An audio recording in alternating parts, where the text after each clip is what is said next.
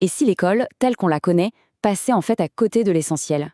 On va parler aujourd'hui d'une philosophie assez audacieuse qui remet l'humain au centre de tout. Pas juste les notes, mais l'humain dans sa totalité. C'est ça, l'éducation holistique. Voilà la question de fond en fait. Est-ce que l'école est juste là pour qu'on empile du savoir? Ou est-ce que son but, ce ne serait pas plutôt de former des personnes complètes, bien dans leur basket et prêtes pour le monde hyper complexe qui nous attend? C'est exactement cette idée qu'on va creuser. Ok, alors entrons dans le vif du sujet. Parce que pour bien saisir pourquoi il y a urgence à changer, il faut d'abord jeter un œil au modèle actuel et on va voir qu'il est un peu à bout de souffle. Alors oui, scientifico-industriel, ça sonne un peu barbare comme terme. Mais en gros, l'idée derrière est super simple. Pendant longtemps, on a pensé l'école un peu comme une usine. Les élèves, c'est la matière première, on les fait passer sur une chaîne de montage, hop, un programme standard pour tout le monde, et à la sortie, on a des produits finis prêts à l'emploi. C'est une vision très mécanique, qui, aujourd'hui, on le sent bien, ne tient plus vraiment la route. Et c'est là que le décalage est juste énorme. D'un côté, ce vieux modèle industriel basé sur la mémorisation, la compétition, et de l'autre, ce que le monde d'aujourd'hui réclame à corps et à cri, de la créativité, de la collaboration, du bien-être. Le fossé entre les deux est devenu gigantesque. Alors, face à ça, qu'est-ce qu'on fait? Eh bien, il y a une alternative qui prend de plus en plus de place, l'éducation holistique. L'idée est à la fois simple et en fait assez révolutionnaire. Arrêtons de considérer l'élève comme un simple cerveau qu'il faut remplir d'infos. Le mot-clé ici, c'est vraiment global. Une vision à 360 degrés. Dans l'éducation holistique, on ne sépare pas la tête des émotions, ni le corps de l'esprit. Tout est lié. On part du principe que toutes ces dimensions de la personne sont connectées. Et c'est justement cette connexion qui rend l'apprentissage beaucoup plus profond et surtout durable. Ce schéma, il est super pour comprendre comment on passe de la théorie à du concret. C'est ce qu'on appelle le cadre Will. Il a 4 piliers qui ne peuvent pas fonctionner l'un sans l'autre. D'abord, le bien-être. Logique, on apprend mal si on ne va pas bien. Ensuite, l'innovation, pour stimuler la créativité. Le leadership, pour que chacun se sente capable d'agir. Et enfin, l'apprentissage, vu comme un processus continu qui dure toute la vie.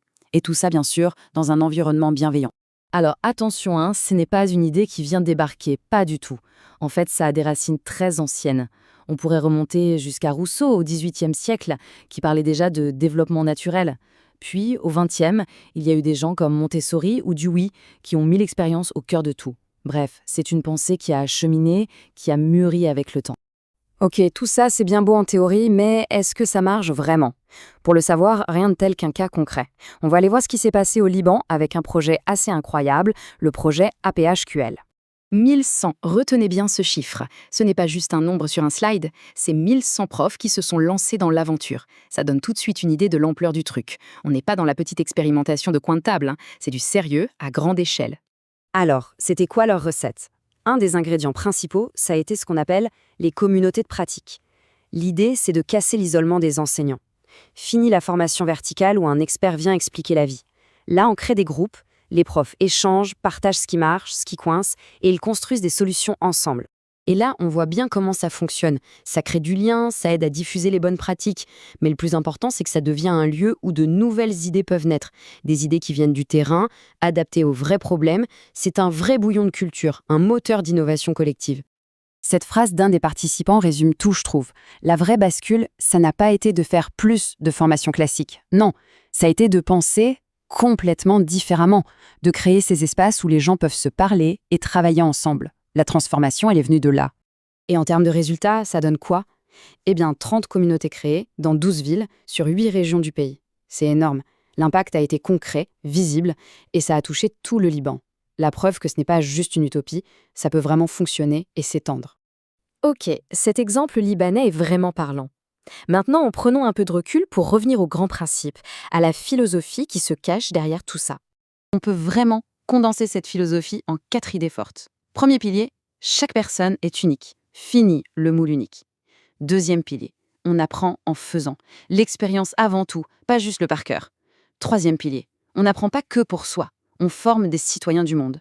Et enfin, le quatrième, on prend en compte la personne entière. Le corps, le cœur, l'esprit, tout compte. Bon, tout ça nous amène à la question la plus importante. En quoi est-ce que cette approche est si essentielle pour l'avenir? Et là, il faut bien comprendre que ce n'est plus une petite musique de fond. C'est devenu un message martelé par les plus grandes organisations internationales.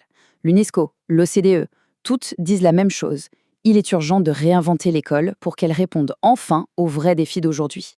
Et cette vision du futur, elle tient en quelques points. D'abord, l'apprenant n'est plus passif, il est copilote de son éducation. Ensuite, on ne lui apprend pas juste à s'adapter au futur, mais à le façonner. On reconnecte les savoirs et le bien-être émotionnel.